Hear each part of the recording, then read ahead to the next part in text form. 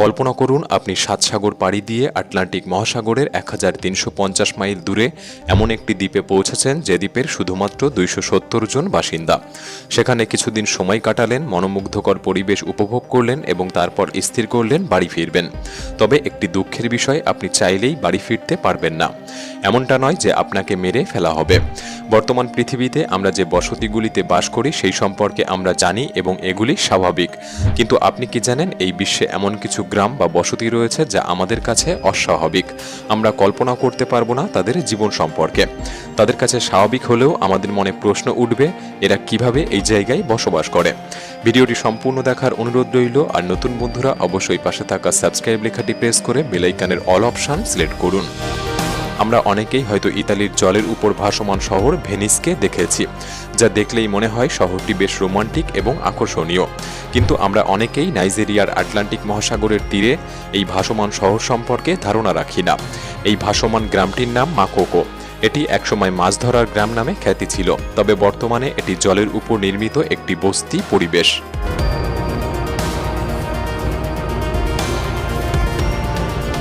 ঊনবিংশ শতাব্দীতে মানুষেরা এখানে জীবিকা নির্বাহের জন্য আসত এবং বর্তমানে এটি ২ লক্ষের বেশি বাসিন্দার বাড়ি। কিন্তু বর্তমানে এখানে কোনো সঠিক পয়ঃনিষ্কাশন ব্যবস্থা না থাকায় এবং জলের চারপাশে প্রচুর মোটর বোট, যা জায়গাটিকে অত্যন্ত নোংরা এবং মাছ ধরা প্রায় অসম্ভব করে তুলেছে। এছাড়াও স্থানীয়রা ভালো শিক্ষা বা চিকিৎসা সহায়তা পায় না, কারণ সরকার আনুষ্ঠানিকভাবে এই বন্দোবস্তকে স্বীকৃতি দেয় না। তবে অবশ্যই অনেক এনজিও সংস্থা এই সমস্যাটি সমাধান করার চেষ্টা করছে। কিন্তু আপাতত স্থানীয়দের জীবন দুর্যোগের মতোই ভয়ঙ্কর। আশা করা যায় একদিন হয়তো পরিবর্তন হবে। আপনি কি প্রায় ১,৪০,০০০ বছরের পুরনো একটি বাড়ি দেখেছেন বা দেখতে চান?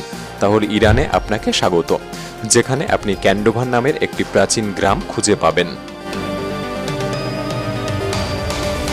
এখানকার লোকেরা আগ্নেয়গিরির ঢালে বসবাস করে। তাদের বাড়িগুলি আগ্নেয়গিরির শিলায় খোদাই করা হয়েছে।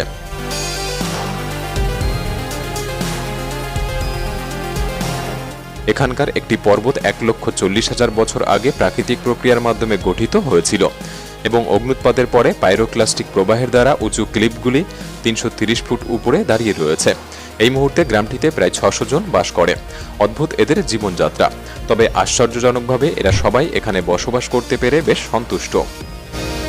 সত্যিকার অর্থে যদি এমন পরিবেশে একটি বসতির কথা চিন্তা করা হয়, তাহলে ইয়ানজিন নামের এই শহরটির কথা মনে পড়বে। তিব্বতে অবস্থিত একটি শহর এবং বিশ্বের সবচেয়ে সংকীর্ণ হিসাবে পরিচিত। তবে এটা বেশ আশ্চর্যজনক যে এই শহরের প্রশস্ততা ১৩০০ ফুট চওড়া এবং কিছু জায়গায় সবেমাত্র ১৩০ ফুট। ইয়ানজিন শহরটি ছোট হতে পারে, তবে এটি প্রায় ৪ লক্ষ লোকের বাসস্থান।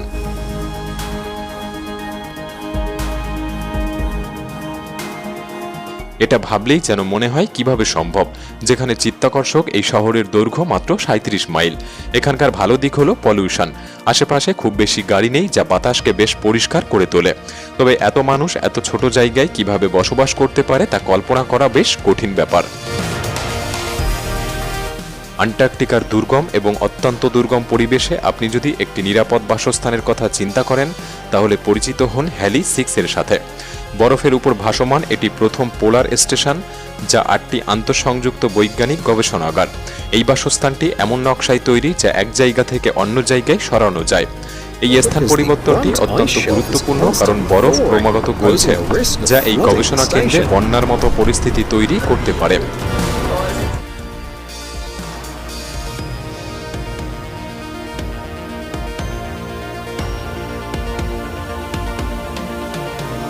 তাই এটা সহজেই অনুমান করা যায় প্রতি বছর যারা এখানে আসে তারা প্রতিনিয়ত জীবনের ঝুঁকি নিয়ে বসবাস করে।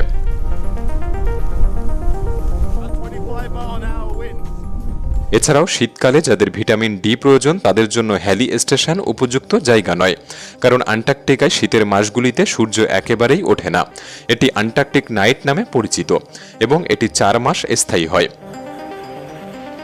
কল্পনা করুন আপনি একটি ব্রিজের উপর দিয়ে গাড়ি চালিয়ে যাচ্ছেন এবং পরে জানতে পারলেন এর নিচে একটি সম্পূর্ণ আবাসিক এলাকা রয়েছে। বিষয়টি কেমন হবে?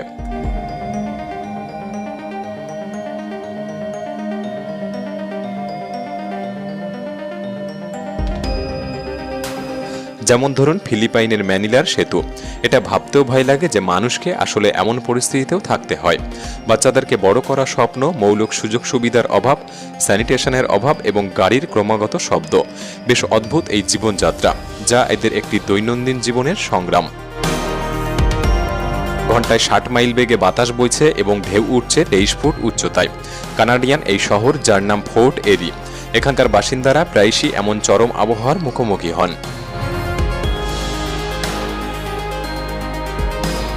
যদিও এই দৃশ্য দেখে একটি দুর্যোগ চলচ্চিত্র মনে হতে পারে, কিন্তু এখানকার লোকেরা সত্যি এমন পরিস্থিতির মধ্যে প্রতিনিয়ত জীবনযাপন করছে, যারা প্রতিটি পদক্ষেপে প্রকৃতির ক্রোধের সাথে লড়াই করছে। এবার একটি মজার বাড়ি দেখুন। এই বাড়ির মানুষেরা নিজেরা তো অসুবিধার মধ্যে জীবনযাপন করছে, অন্যদিকে অন্য মানুষেরও অসুবিধার কারণ হয়ে দাঁড়াচ্ছে। এই ঘরটিকে চীনের মানুষেরা পেরেক ঘর বলে থাকে। যখন সরকার একটি নতুন এক্সপ্রেসওয়ে তৈরির কাজ শুরু করে, তারা বাড়ির মালিককে অর্থের বিনিময়ে এই স্থান ত্যাগ করার প্রস্তাব দিয়েছিল, কিন্তু মালিক তাতে রাজি হয়নি। তাই সরকার পক্ষ বাড়ির চারপাশ দিয়ে রাস্তা বানানোর সিদ্ধান্ত নেয়। এর মানে হলো যে বাসিন্দা রাস্তার মাঝে আটকা পড়ে গিয়েছে এবং যানবাহনের তীব্র কোলাহল ও গাড়ির ধোঁয়ার মধ্যে শ্বাস নিচ্ছে। এমন ঘাটতারা মানুষের জন্য একটি কাজ করা যেতে পারে। প্রত্যেক ড্রাইভার যখনই এখান থেকে যাবে, তাদের হর্নটা একটু বেশিক্ষণ চেপে ধরবে। বর্তমান সময়ে রাজনৈতিক যা পরিস্থিতি, সুযোগ পেলেই হেলিকপ্টার চড়ে বিদেশে পাড়ি জমাচ্ছে। তাদের জন্য আমি একটি নিখুঁত জায়গা খুঁজে পেয়েছি। স্কটল্যান্ডের রাজধানী এডিনবার্গের নিকটতম জনবসতি থেকে প্রায় 1300 মাইল দূরে অবস্থিত এটি পৃথিবীর সবচেয়ে দূরবর্তী বসতিগুলির মধ্যে একটি।